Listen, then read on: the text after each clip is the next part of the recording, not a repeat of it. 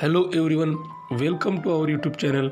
आज आपण पाहणार आहोत वर्ग 10वा विषय इंग्रजी chapter 2.2 the boy who broke the bank या पाठातील इंग्लिश वर्कशॉप. चला तर मग सुरुवात करूयात.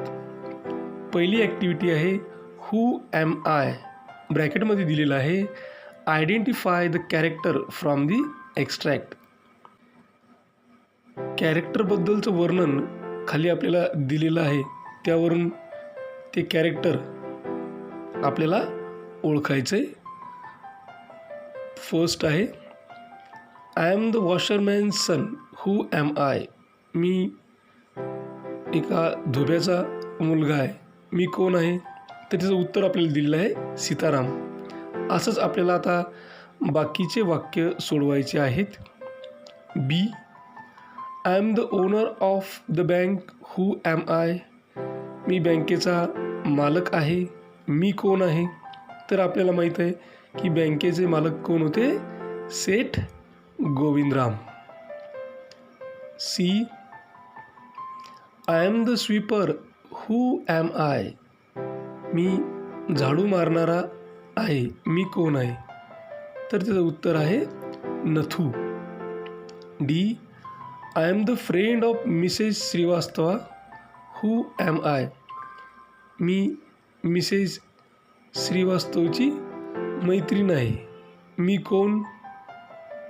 तर आन्सर आहे Mrs Bhushan. E I am the hair dresser. Who am I. मी हेअर ड्रेसर आहे. मी कोण आहे? तर उत्तर आहे Deepchand. F I have a crooked leg. Who am I. मी क्रुकेड लेगवाला आहे. मी कोण आहे? तर आपल्याला माहिती आहे क्रुकेड लेग कोणाचा होता? तर जो बेगर गणपत आहे, ओल्ड गणपत, त्याचा होता. तो उत्तर राहील गणपत.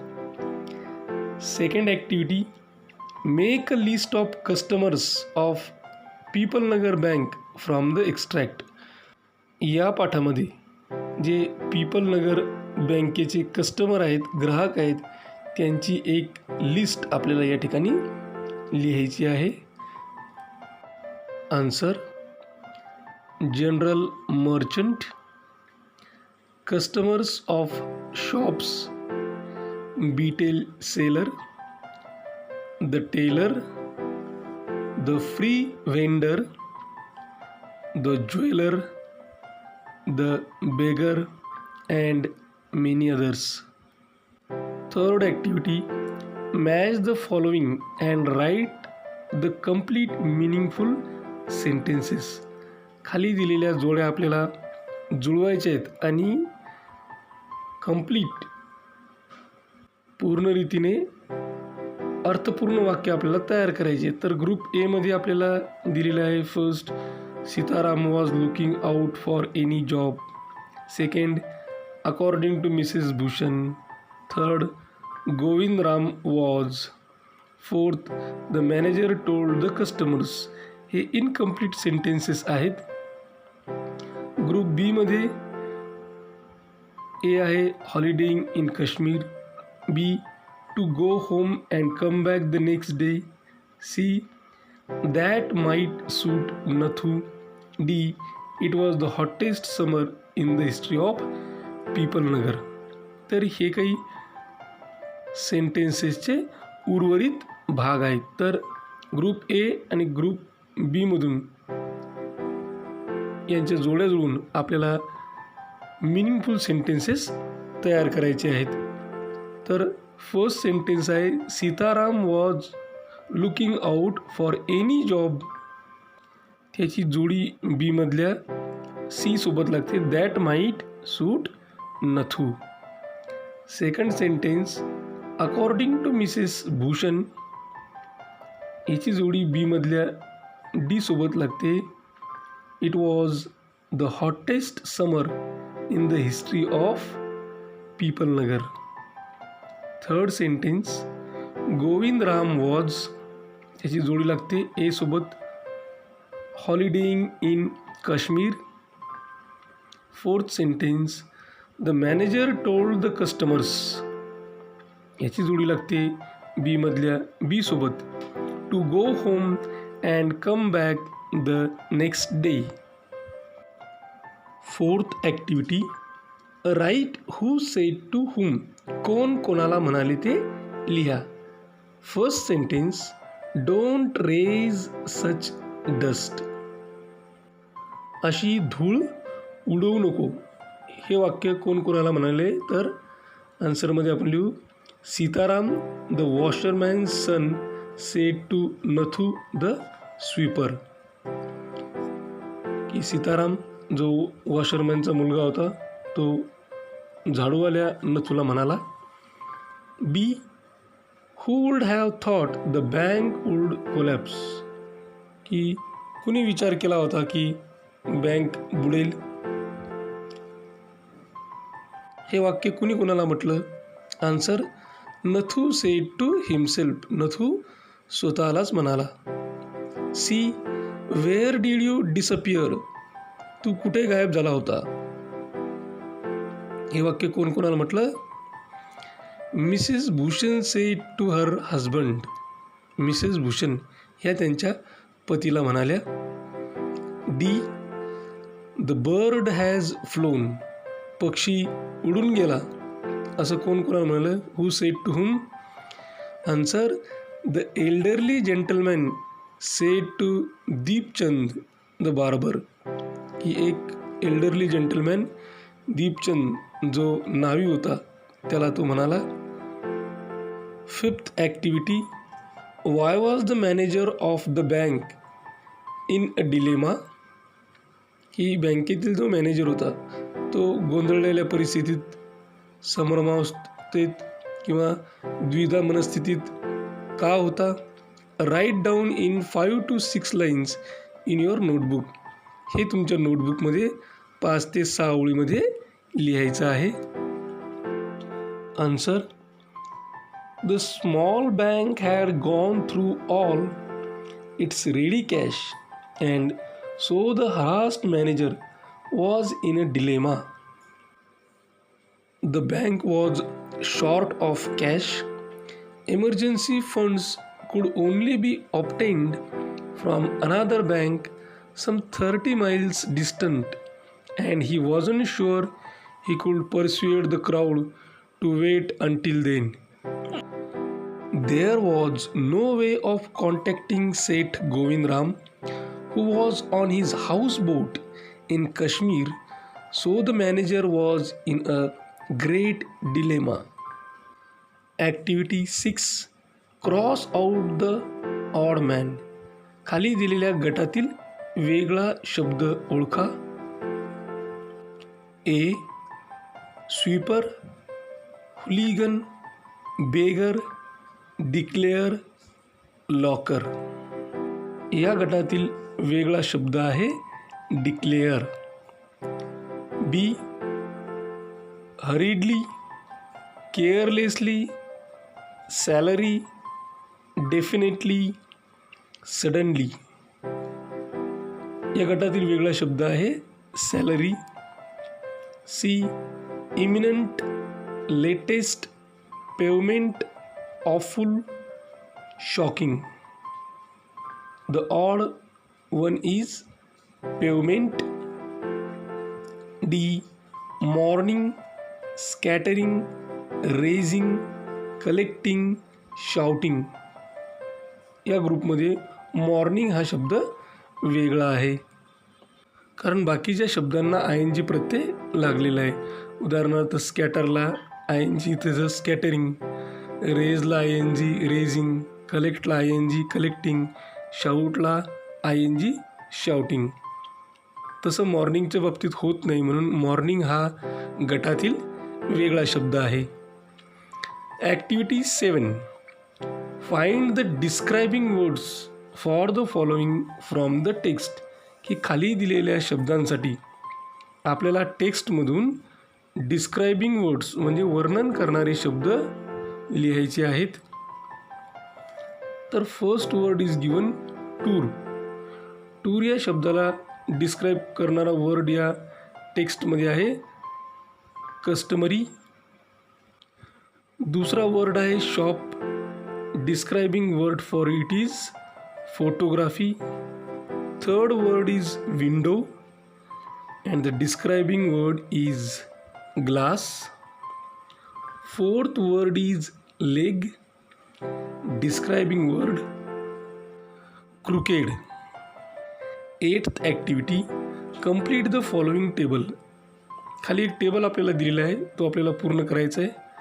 टेबलच्या पहिल्या कॉलममध्ये आहे वर्ब, दुसऱ्या कॉलममध्ये आहे नाऊन, तिसऱ्या कॉलममध्ये ॲडजेक्टिव्ह आणि चौथ्या कॉलममध्ये ॲडवर्ब. तर फर्स्ट आपल्याला दिलेलं आहे पेमेंट, जे नाऊन या कॉलममध्ये आहे. तर पेमेंटचं वर्ब होतं पे, ॲडजेक्टिव्ह होते पेएबल, ॲडवर्ब नाही. सेकंडमध्ये आपल्याला दिलेलं आहे सडनली, जे ॲडवर्ब सेक्शनमध्ये दिलेलं आहे आणि बाकीचे आपल्याला लिहायचे आहेत. तर सडनलीचं वर्ब नाही, noun suddenness, adjective sudden. Third word is given declare, जे एक वर्ब आहे. डिक्लेअरचं नाऊन होतं डिक्लेरेशन, ॲडजेक्टिव्ह होते डिक्लेरेबल, ॲडवर्ब नाही. Fourth word cheerful. चीअरफुल हा वर्ड एक ॲडजेक्टिव्ह आहे. चीअरफुलचा वर्ब होतो चीअर, नाऊनसुद्धा चीअर आणि ॲडवर्ब होतं cheerfully. Ninth activity, write in your own words a few sentences about each of the following. खाली दिलेल्या व्यक्तिरेखांबद्दल तुमच्या शब्दात काही वाक्यांमध्ये यांच्याबद्दल लिहा. First character is given Nathu. Nathu was a sweeper working with the Pipalnagar bank owned by Seth Govindram. He was annoyed because the bank had not paid his salary, though there were the last days of the month. He was sweeping hurriedly and carelessly because he was not happy with the owner. He was thinking of leaving that job. Second character is given Mrs. Shrivastava, म्हणजेच Mrs Shrivastav. Mrs Shrivastava was Sitaram's customer and was the lady of the house he visited. She gave some instructions to the ayah and the cook and then went the People Nagar marketplace to make her usual tour of the cloth market. At one end of the bazaar, she met her friend Mrs. Bhushan. They both complained of the hot summer and they talked about a sample of cloth. Then Mrs. Srivastava told Mrs. Bhushan that Seth Govindram's bank could not pay their sweeper for over a month. She seems to be very talkative lady and was the root cause of the rumor about People Nagar Bank. Third character is Seth Govindram. Seth Govindram was the owner of the People Nagar Bank.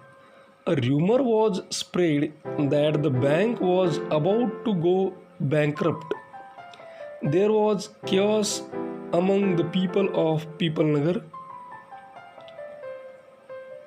Seth was holidaying in Kashmir and the manager of the bank was in dilemma as he was unable to contact Seth Govindram, who was on his houseboat in Kashmir. There were rumors about Seth's absence in People Nagar. Fourth character is Sitaram. Sitaram was a washerman's son. He used to deliver freshly pressed clothes to every home. He plodded barefoot along the road to deliver a big bundle of clothes on his head. He was a helpful person. He was glad that he would be of service to both a customer and his friend Nathu. 10th activity. Expand the theme in a write-up of about 20 lines. की आपल्याला काही मध्यवर्ती कल्पना देण्यात आलेल्या आहेत, त्याला आपल्याला एक्सपांड करायचं आहे आणि त्यावर एक 20 ओळींचा राईटअप तयार करायचा आहे. First theme is given. rumors are spread by fools and accepted by greater fools.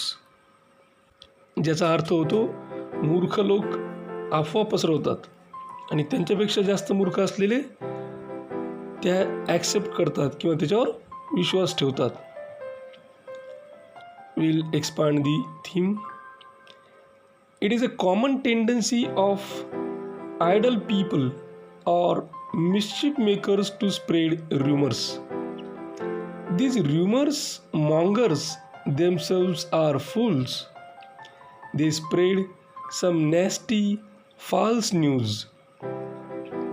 They themselves do not know the truth or fact in the news. Many a times they have not heard or seen anything but repeat some story or news to people without believing it themselves. A rumor is any talk, report, or hearsay of doubtful nature or unverified statement or assertion. If we track such a rumor, we will find that it either is a falsehood, gossip, or an exaggeration of the truth. So, we can say that those who start spreading such rumors are fools.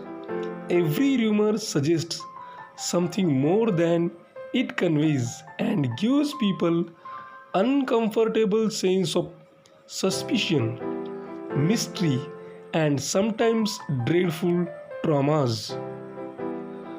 Some rumors are harmless, though they are spread by fools who intend to get joy and fun in doing so. Any kind of rumor does not stop at one place. It goes from one person to another and one place to another. But greater fools are those who satisfy their natural tendency to believe what they want to believe, and that also without going to the root of the news. People accept these rumors, add something to each, and tell others, and they go on nastier and nastier. So, responsibility who accept the rumors is greater.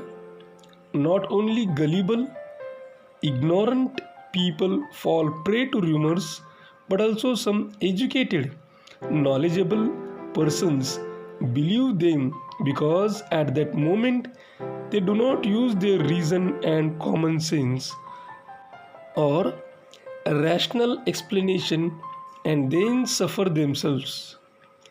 These people are greater fools because they never care to examine if that particular rumor is reliable, true, or if it can stand to their reason. Before you accept any such rumor, be sure it is a fact, nothing untrue and unreliable in it, or you will have to face unpleasant memories and experiences. So, keep away from rumors. Second theme is books are our real friends. The flowchart is given here. Real friends, real companion, world of treasures, confidence and courage to speak, improve language skills, treasures of knowledge, personality development, keep us away from unwanted habits, keep us focused. So we'll expand the theme. Books are our real friends. Books are our never failing friends. They have their own value. As we need food for our body, so we need books for our mind. They are our closest friends who gives us precious wealth of knowledge and experience. They deal with various subjects in the world and on every aspect of our life. They are the world of treasures. The books entertain us, advise us, and give comfort and contentment to our soul, and most importantly, they impart wisdom that helps us throughout our life. They help you in your sufferings, depression, and soothe your soul. They give you company when you are alone. They are your real companions. Making friendship with books itself is a blessing. They take us to the journey into the beautiful world and help you to achieve your success like your true best friends. Good books also teach you the qualities that last long in your life. They give you confidence and courage to speak, to improve your language skills, and develop your personality. They accompany you in painful struggles, difficulties, and bad days. They also help you to avoid your mistakes, flaws, teaching you wise conduct and wise tolerance towards others. The book influence you forever and make you gentle and knowledgeable person. So borrow books, buy books, preserve them, and make friends with them as your true real friends. 11th activity. 11th activity actually is a project for us. In it they have given us a project. Collect the names of books written by Ruskin Bond. Ruskin Bond यांनी लिहिलेल्या पुस्तकांच्या नावांचा संग्रह करा. Answer: the room of the roof, blue umbrella,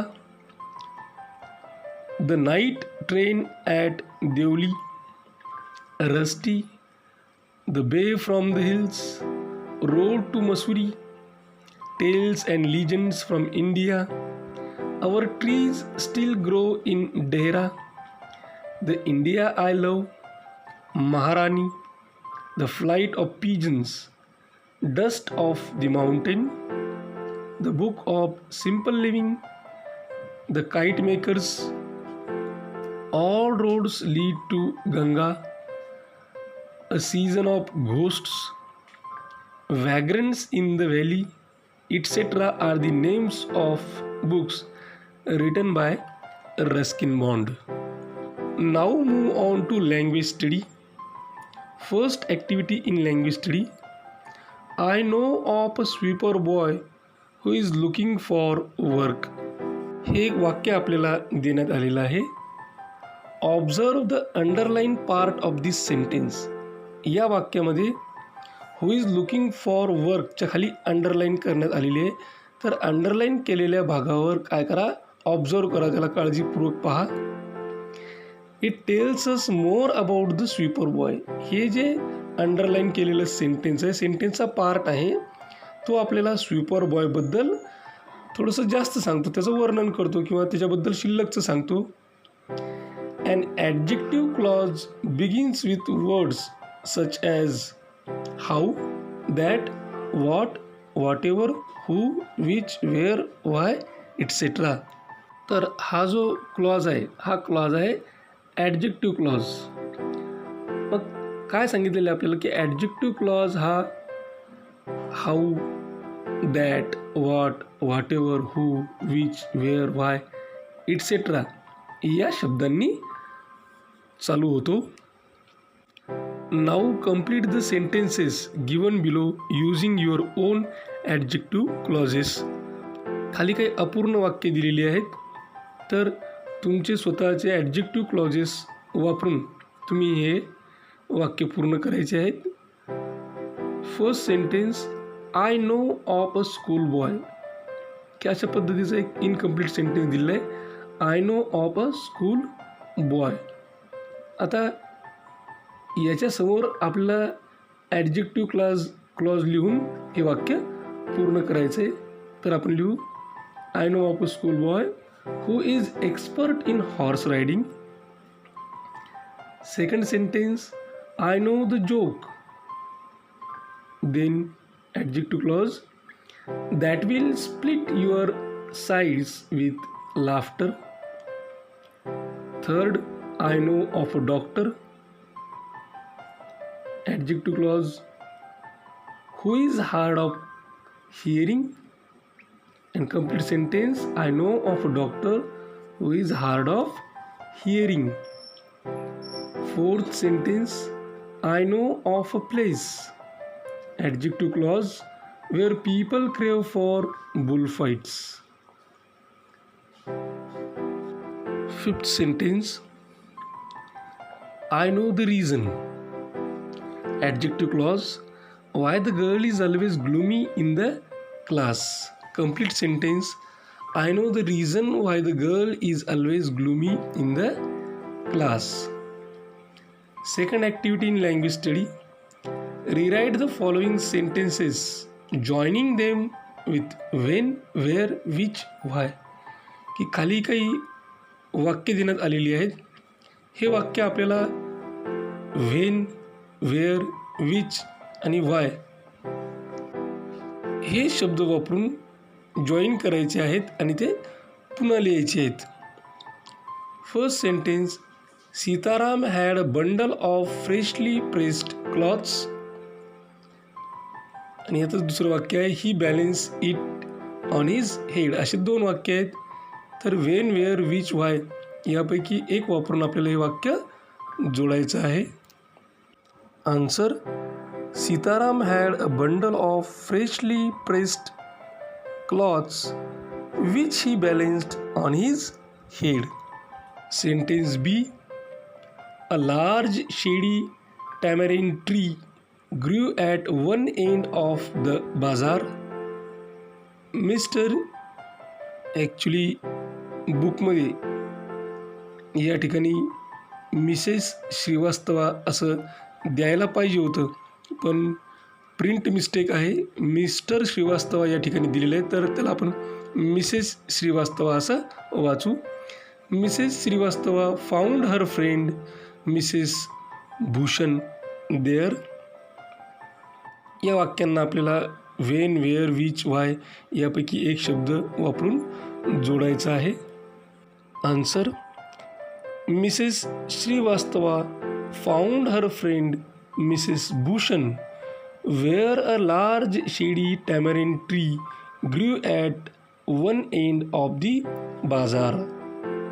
sentence C, the Pipalnagar bank has stopped paying employees. It is about to collapse. हे वाक्य आपल्याला when, where, which, why यापैकी एक शब्द वापरून जोडायचे आहेत. Answer, people Nagar bank which is about to collapse has stopped paying his employees. Sentence D, he had finished his work. He sat down on the highest step.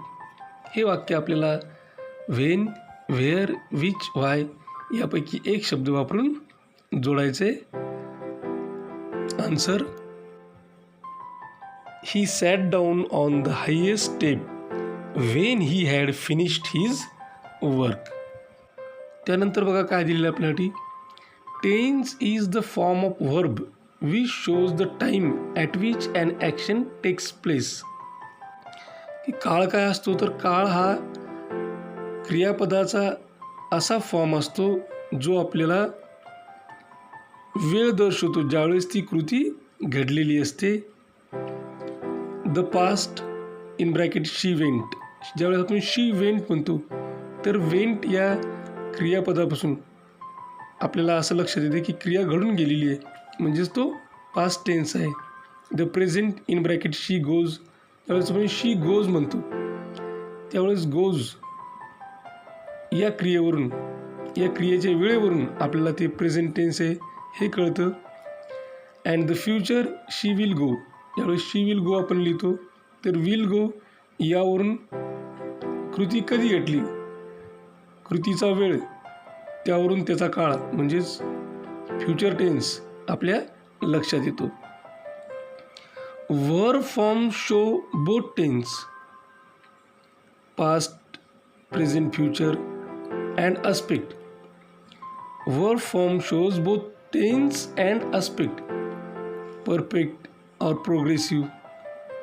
हे जी क्रियापदाचे प्रकार असतात ते तुम्हाला काळही दर्शवतात आणि त्या काळाचा जो अस्पेक्ट आहे की तो परफेक्ट आहे, परफेक्ट टेन्स आहे की प्रोग्रेसिव्ह टेन्स आहे ते सुद्धा दर्शवतात. द प्रोग्रेसिव्ह म्हणजेच कोणता तर continuous tense. The progressive aspect is formed, मग तो कसा तयार होतो तर by using be plus V I N G, की क्रियापदाचं सहाय्यकारी रूप, टू बीचं सहाय्यकारी रूप आणि त्यानंतर क्रियापदाच्या रूपाला आय एन जी प्रत्यय लावल्यानंतर तो तयार होतो. For example they are going, किंवा आपण म्हणू शकतो दे वेअर गोईंग. तर या वाक्यामध्ये पहा, दे हा कर्ता आहे, आर हे सहाय्यकारी क्रियापद आहे आणि गोला आपण काय केलं आय एन जी प्रत्यय लावला तर ते झालं दे आर गोईंग. पास्टमध्ये कसं होईल ते दे वेअर गोईंग, दे करता, वेअर बीचं सहाय्यकारी रूप, पुन्हा आपण क्रियापदाला आय एन जी प्रत्यय लावला going. The perfect aspect is form by using have plus V E D और ई एन. की बघा जर परफेक्ट टेन्स एखाद्या वाक्याचा तयार करायचा असेल तर त्यावेळेस काय होतं, करता, कर्त्याच्या नंतर हॅवच्या नंतर ई डी म्हणजे क्रियापदाला ई डी प्रत्यय किंवा E N Pratyaya. For example they have gone, they had gone. तर या ठिकाणी बघा देच्या नंतर हॅवच्या नंतर जे क्रियापद होतं तर गो, वेंट, गॉन हे V3 आहे. बऱ्याचशा याच्यामध्ये ई डी लागतं. फॉर एक्झाम्पल जर वर्ब कन्फर्म असेल तर तेच पास्ट परफेक्टमध्ये किंवा प्रेझेंट परफेक्टमध्ये वापरताना आपल्याला कन्फर्म्ड अशा पद्धतीनं वापरावं लागते. बघा या ठिकाणी फक्त हॅवच दिलेलं आहे तर हॅज वापरून त्यानंतर क्रियापदाचं तिसरं रूप वापरून किंवा क्रियापदाला ई डी किंवा ई एन प्रत्यय लावूनसुद्धा परफेक्ट अस्पेक्ट म्हणजे परफेक्ट टेन्स तयार केला जाऊ शकतो. पुस्तकात फक्त या ठिकाणी हॅव दिलेलं आहे पण तशा पद्धतीने सुद्धा करता येते. द प्रेझेंट टेन्समध्ये काय दिलं की सिम्पल प्रेझेंट. तर सिम्पल प्रेझेंट टेन्समध्ये त्याची उदाहरणं दिलेली आहे आपल्याला. I go home, she goes home. या ठिकाणी क्रियापदाचं पहिलं रूप, कर्ता क्रियापदाचं पहिलं रूप आणि त्याच्यानंतर ऑब्जेक्ट म्हणजे कर्म. आता या ठिकाणी शी गोज होम या वाक्यामध्ये करता गोला ई एस प्रत्यय लागलेला आहे तेही प्रेझेंटमध्ये येऊन जातं आणि ऑब्जेक्ट. नंतर आहे प्रेझेंट प्रोग्रेसिव्ह म्हणजेच present continuous tense. I am going करता सहाय्यकारी क्रियापद आणि क्रियापदाला आय एन जी प्रत्यय. They are going. प्रेझेंट परफेक्टमध्ये करता हॅव किंवा हॅज क्रियापदाचं तिसरं रूप किंवा क्रियापदाच्या रूपाला ई डी किंवा ई एन प्रत्यय. एक्झाम्पल या ठिकाणी देण्यात आलेले आहेत. He has gone, they have gone. Present perfect progressive यामध्ये पहिले करता नंतर सहाय्यकारी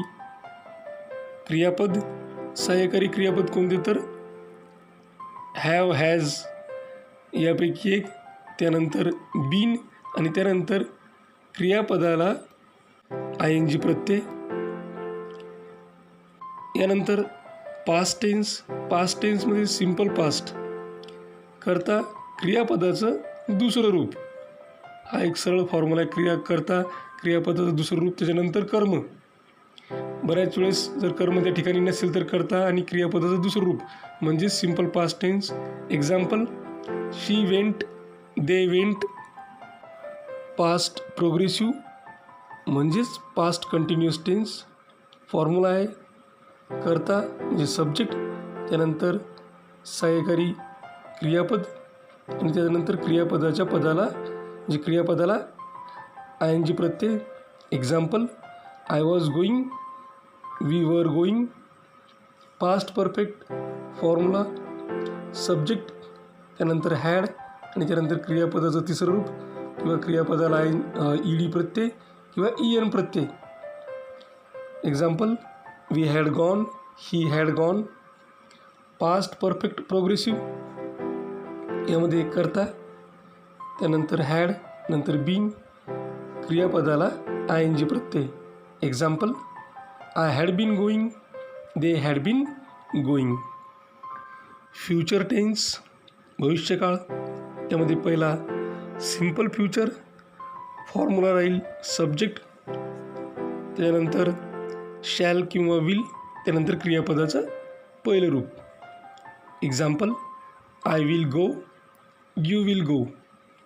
future progressive means future continuous. Formula subject plus shall be और विल बी प्लस क्रियापदाच्या रूपाला आय एन जी प्रत्यय. Example, we will be going, she will be going. Future perfect करता, त्यानंतर सहाय्यकारी क्रियापद शॅल विलपैकी आणि त्यानंतर हॅव आणि क्रियापदाचं तिसरं रूप. Example, he will have gone. Future perfect progressive formula subject shall और विल and have been, क्रियापदाच्या रूपाला आय एन जी प्रत्यय. Examples, I will have been going, they will have been going. आता आपण बघू सब्जेक्ट वर्ब ॲग्रीमेंट. काय असते subject verb agreement? The appropriate form of the verb is to be used according to the subject. की दिलेल्या कर्त्यानुसार क्रियापदाचा कोणता फॉर्म वापरायचा. In the simple present tense S और E S will be added to the verb. की simple present टेन्समध्ये S किंवा ई एस प्रत्यय लावला जातो वर्बला. एक्झाम्पल सांगायचं झालेलं, आपण गो ज्यावेळेस वर्ब असतं त्यावेळेस आपण गोज असं सुद्धा लिहितो. Only when the subject is he, she, it. आणि ते कधी येस किंवा ई एस आपण वर्बला लावणार ज्यावेळेस करता ही, शी किंवा इट असेल तर. Read the following. खालील काही वाक्य वाचा. I, me, you, they want a pen. He और शी वॉन्ट्स अ पेन. बघा, ज्यावेळेस आय, मी, यू, दे हा करता असेल त्यावेळेस आपण लिहिलं वॉन्ट अ पेन. पण ज्यावेळेस करता आहे ही किंवा शी त्यावेळेस आपण लिहिलं wants a pen. He, she goes home in time. या ठिकाणी बघा ही आणि शी, त्यानंतर क्रियापदाच्या पहिल्या रूपाला ई एस प्रत्यय लावलेला आहे. Similarly the form of auxiliary verb will have to be used according to the subject. याचप्रमाणे ऑक्झिलरी वर्ब सुद्धा सब्जेक्टनुसार, ऑक्झिलरी वर्बचे जे काही फॉर्म आहेत ते सुद्धा सब्जेक्टनुसार वापरले जातात. इन प्रेझेंट प्रोग्रेसिव्ह किंवा प्रेझेंट कंटिन्युअस टेन्समध्ये, पास्ट प्रोग्रेसिव्ह पास्ट कंटिन्युअस टेन्समध्ये, पास्ट परफेक्ट टेन्समध्ये. Read the following. I am writing an essay. या ठिकाणी ॲम हे ऑक्झिलरी वर्ब आहे, सहाय्यकारी क्रियापद आहे. आय या कर्त्याच्या नंतर ते वापरण्यात आलेलं आहे. दुसऱ्या वाक्य बघा, we R writing an essay. या ठिकाणी वी करता आला म्हणून आर वापरलेला आहे. तिसरं वाक्य, ही शी इज रायटिंग ॲन एसे. ही किंवा शी हा करता आल्यामुळे इज हे ऑक्झिलरी वर्ब या ठिकाणी वापरलेलं आहे. I have written an essay ही प्रेझेंट परफेक्ट टेन्समध्ये आयच्या नंतर हॅव हे ऑक्झिलरी वर्ब वापरतात. He she has written an essay. या ठिकाणी ही किंवा शी असेल तर हॅज हे ऑक्झिलरी वर्ब वापरतात. I was writing an essay. बघा, आय या करता असताना प्रेझेंट टेन्समध्ये ॲम हे सहाय्यकारी क्रियापद वापरतात. तेच जर पास्ट टेन्समध्ये असेल तर वॉज हे सहाय्यकारी क्रियापद वापरतात. वी वर रायटिंग ॲन एसे की वीच्या नंतर वाज न वापरता या ठिकाणी वेअर. याला म्हणायचं सब्जेक्ट वर्ब ॲग्रीमेंट. आता व्हिडिओच्या शेवटी एक प्रश्न मी तुम्हाला विचारणार आहे, ज्याचं उत्तर तुम्ही कमेंट बॉक्समध्ये द्यायचं आहे. सर्वांनी या प्रश्नाचं उत्तर देणं अपेक्षित आहे. प्रश्न असा आहे की क्रियापदाला यस किंवा ईएस प्रत्यय कोणता करता असल्यावर लावला जातो. या प्रश्नाचं उत्तर सर्वांनी कमेंट बॉक्समध्ये द्यायचं आहे. त्याचबरोबर हा व्हिडिओ कसा वाटला हे सुद्धा कमेंट बॉक्समध्ये लिहून कळवा. या ठिकाणी आपला इंग्लिश वर्कशॉप पूर्ण झाला. अशाच प्रकारचे नवनवीन व्हिडिओ पाहण्यासाठी या चॅनलला सबस्क्राईब करा. आमच्या चॅनलचे सर्वच व्हिडिओज ताबडतोब तुमच्यापर्यंत पोहोचण्यासाठी बेल आयकॉन बटनला क्लिक करा. हा व्हिडिओ तुम्हाला आवडला असेल तर लाईक करा.